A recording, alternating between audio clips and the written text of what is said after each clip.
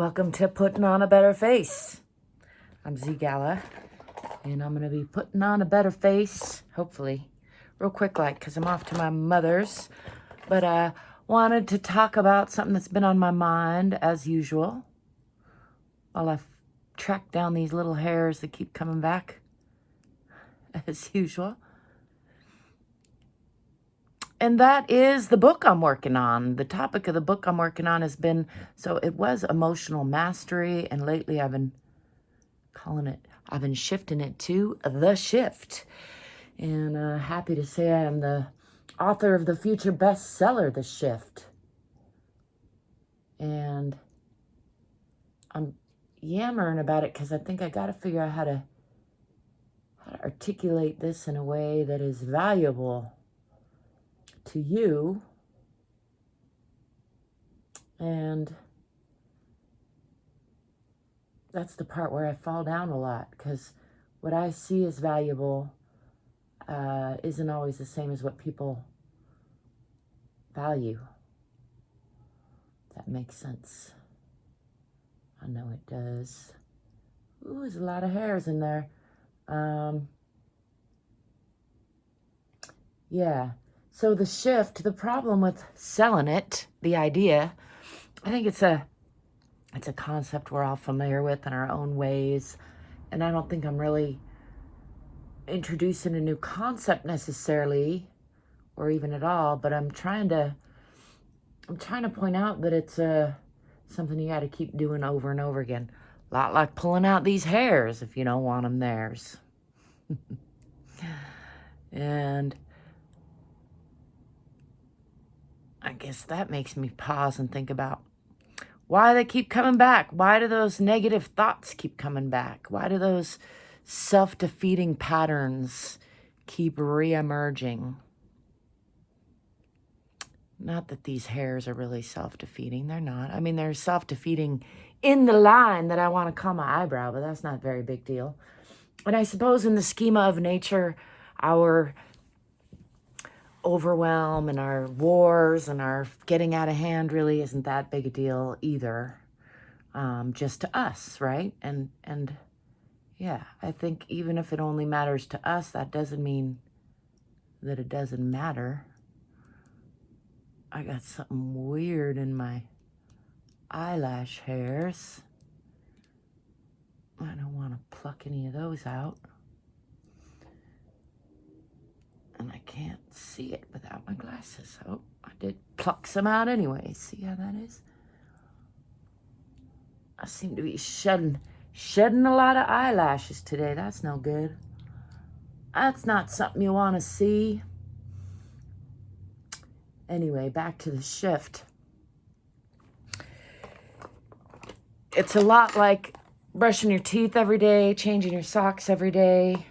I was just listening to Jordan Peterson talk about setting the table, and I mean, I don't know if I'm happy or sad that I wasn't raised that way. I can see some of the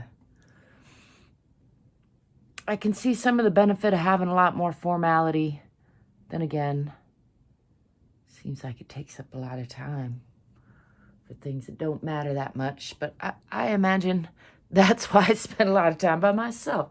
I don't really understand a lot of societal dynamics. These days, we're calling it autism. They used to just call it being kind of a freak or being odd, being peculiar. All those are words that have been used for people like me throughout history. And my dear mother as well, and probably my son too. It does seem to run in the family. It's hard to say. I'm sure there's genetics to it, but obviously there's also nurture components to it, which is back around to how I'm not sure how much I'm glad or mad about not getting some of that standard upbringing, like setting the table before meals or getting ready for bed or having a morning routine. We really didn't do any of those things in my household growing up. I mean, we sort of had a morning routine, I suppose, because of school, but it wasn't really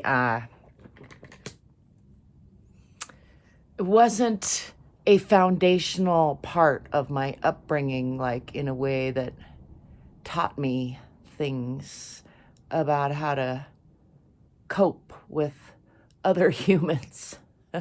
Can you tell? Is my slip showing? Oh, no, it is a lot. Where was I? The shift is ongoing. This is the part. I know we want to take a magic pill one time and then have everything shifted. We want to figure out the answer to the problem and then have it figured out forevermore. But that's not the way life works. You can't breathe in deep enough to not need to breathe in again after you breathe out. And you can't eat a big enough meal today to keep you from never needing to eat again in the future.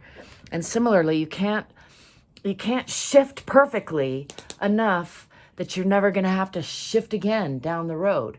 So in my adventures and my discoveries and in my journey, it becomes more and more clear that really it's about, I think they like to say, it's about recovery time and shortening, lengthening the distance between points where you get off track and shortening the distance between the time you realize you're off track or you get off track and the time you realize you're off track and the time that it takes you to shift and get back on track. So my book that I'm working on is really about tools and techniques that we can use to help us shift more quickly and more easily and with less resistance, realizing that it's going to happen frequently, that we're going to have to readjust, reset our sails.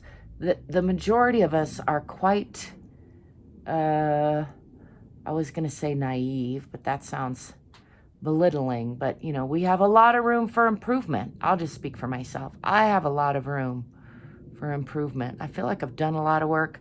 Maybe I started with the deficit because of the whole family thing, but then again, maybe I started well ahead of many. And I do, obviously, I live in a society where privilege is taken for granted and luxury is still called poverty by most of the world's, by most human standards, I think, in the world.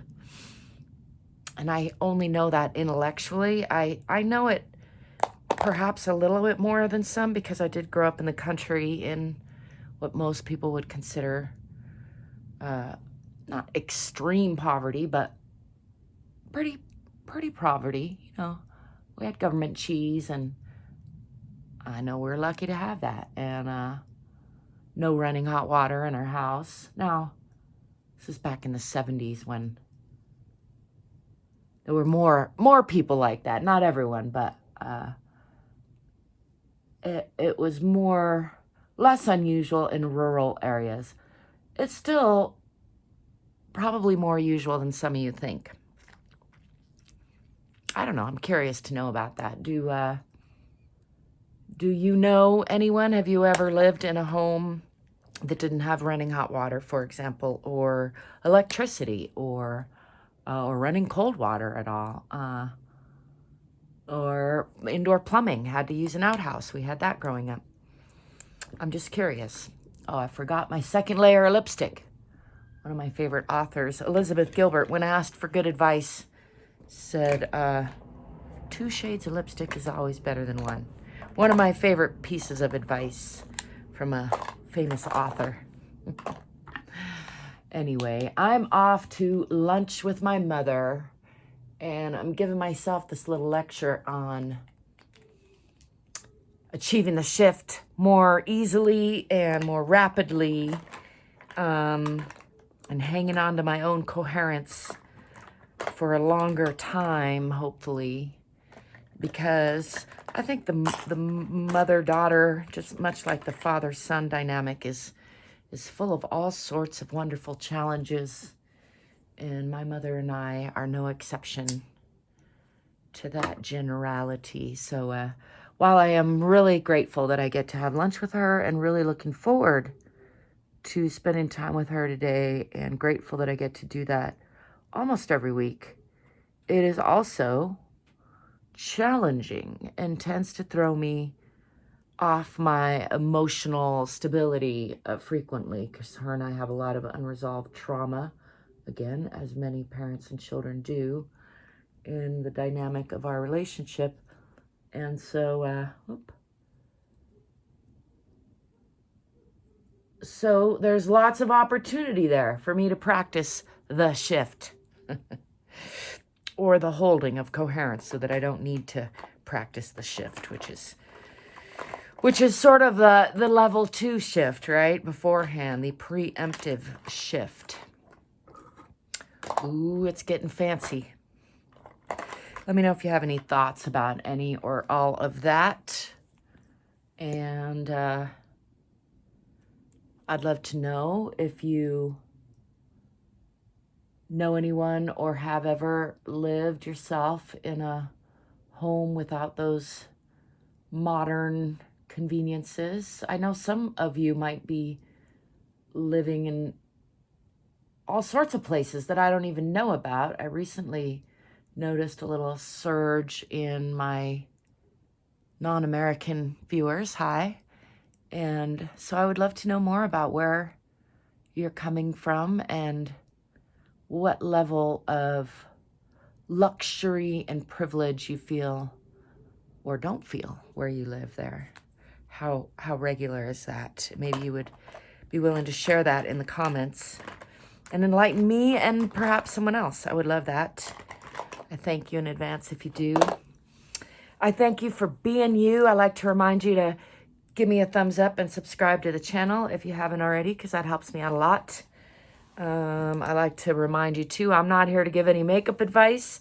I'm just giving you unsolicited anti-angel advice and processing in real time, because that's the thing I like to do. I'm also working on winterizing this room. You might notice the construction around me, in case you're curious. This is called the Dragon Room. Here, I'll give you a quick look around. It's a bottle wall that I built. Anyway, thanks for being you. Thanks for letting me be me. Stay curious, stay courageous, and stay free. Ciao for now.